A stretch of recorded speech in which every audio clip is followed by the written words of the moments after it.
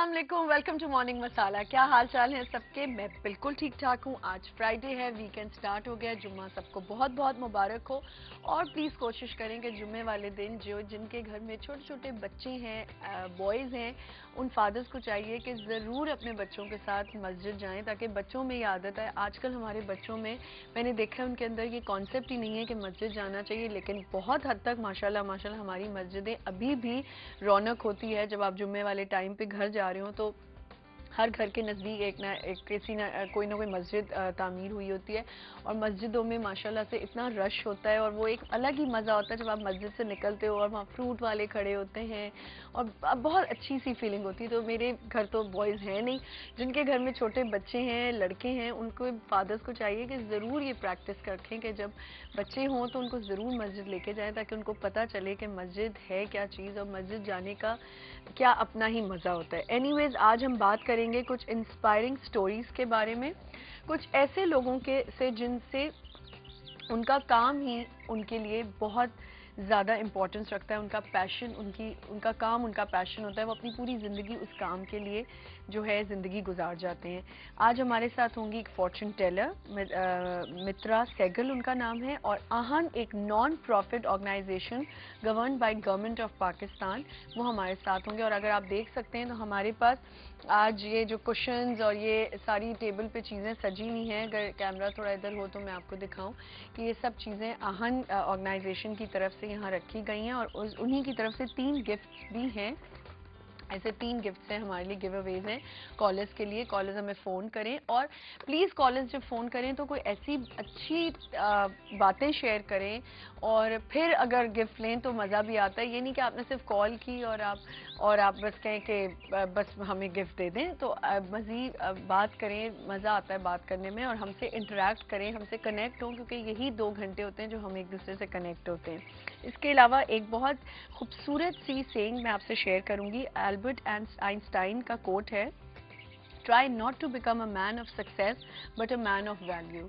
बहुत सिंपल सी बात है कि हम सारी ज़िंदगी कामयाबी के पीछे भागते रहते हैं, जो होता है अपने पास उसको यूटिलाइज नहीं करते, बजाय इसके कि उसी को अपना हुनर, जो आपके अंदर छोटा मोटा टैलेंट भी है, उसी को सॉरी आगे बढ़ाएं। उसको नहीं, अपने टैलेंट को दबाते हैं और अपने टैलेंट को इग्नोर करते हैं, निगलेक्ट करते हैं, और जो कामयाब इंसान होता है उसके पीछे भाग रहे होते हैं कि कामयाबी, ये चीज़ हमें मिल जाए, बस वो चीज़ हमें मिल जाए। कभी भी जो आपके पास है उससे हम खुश नहीं होते। बहुत से ऐसे लोगों को मैंने देखा है कि वो जो उनके पास होता है उसको बेहतर करने की कोशिश नहीं करते, बजाय उसको बेहतर करें दूसरी चीज़ के पीछे भागना शुरू हो जाते हैं। तो इंसान का मकसद जो होना चाहिए वो ज़िंदगी का, वो ये होना चाहिए कि जो भी उसके पास है वो उसी में खुश रहे, और उसी को अपनी वजह जो होती है, वजह से ही इंसान की इज्जत होती है। तो अगर आपके पास कोई भी ऐसी चीज़, आपका टैलेंट है, आपका हुनर है, या आपके पास कोई छोटी मोटी ऐसी बात है जो आपकी क्वालिटी है, उसको प्लीज़ यूटिलाइज करें। उसको बिल्कुल भी इग्नोर ना करें ये समझ के कि नहीं मुझे वो चीज़ मिलनी चाहिए और ये चीज़ मिलनी चाहिए, जो मेरे पास है वो फालतू है। ये बहुत स्टूपिड सी बात है।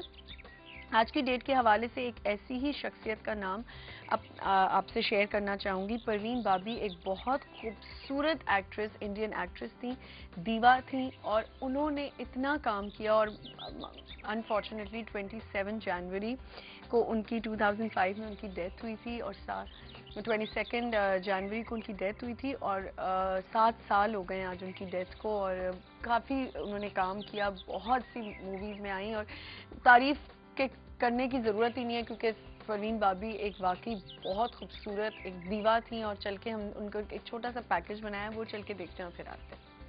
परवीन बाबी, कभी इस नाम ने भी बॉलीवुड में काफी शोहरत और इज्जत कमाई थी, लेकिन जब किस्मत ने उनका साथ छोड़ा तो परवीन बाबी भी अकेली रह गई। इतनी अकेली कि उनकी मौत की खबर भी लोगों को 3 दिन बाद मिली। रात बाकी, बात बाकी, होना है जो। परवीन बाबी गुजरात की वो लड़की जिसने 70s के दौर में बॉलीवुड को सबसे ग्लैमरस चेहरा दिया,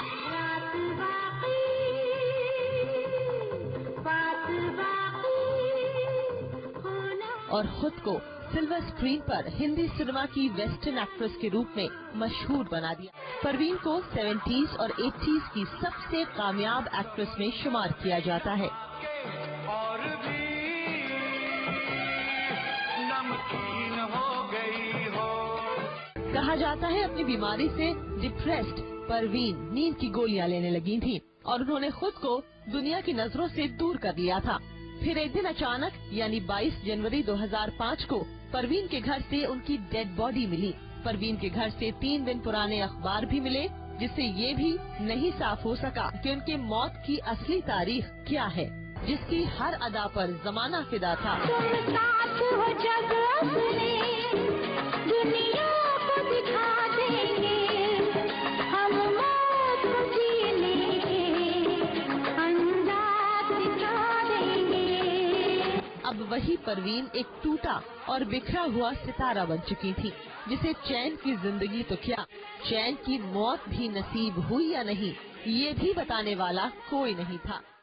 वेलकम बैक व्यूअर्स, आपकी फीडबैक हमारे लिए बहुत जरूरी है, जिसके लिए आप हमें ईमेल कर सकते हैं morningmasala@news1tv.tv पे और messages on Facebook morning masala fan page पे। आपकी सजेशंस का बहुत शुक्रिया।